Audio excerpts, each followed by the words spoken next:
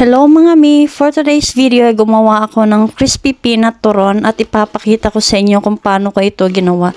Napakadali lang at napakasarap nitong kutkutin.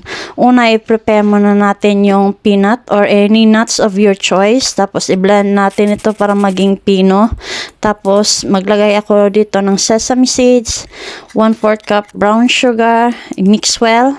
Tapos set aside muna at gagawa tayo ng pandikit. 2 tablespoon cornstarch at 1/4 cup water. Mix well. Tapos spring rolls or pastry or yung lumpia wrapper. Dinivide ko ito ng 4. Tapos magbalot na tayo. Naglagay tayo ng palaman. Parang lang din tayong gumagawa nito ng lumpia. At repeat the process lang hanggang sa matapos lahat.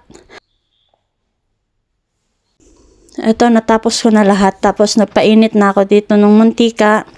By batch yung pagluto ko dito para hindi siya magdikit-dikit at haluin lang ng mabuti para pantay yung pagkaluto hanggang sa mag-golden brown tulad niyan. Luto na siya at repeat the process ulit. At dito maglatik na tayo ng asukal pang coat. At ito naglatik na siya. By batch pa rin yung paglagay. Tapos naglagay ako dito ng sesame seeds. Pwede ring wala, optional lang. Pagkatapos nito ay ilagay na natin sa lagayan.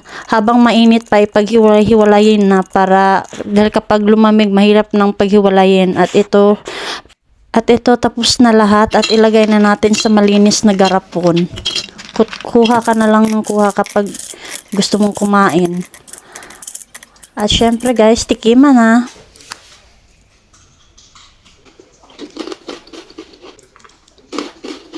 Ang sarap itong pang snack. Ang crispy.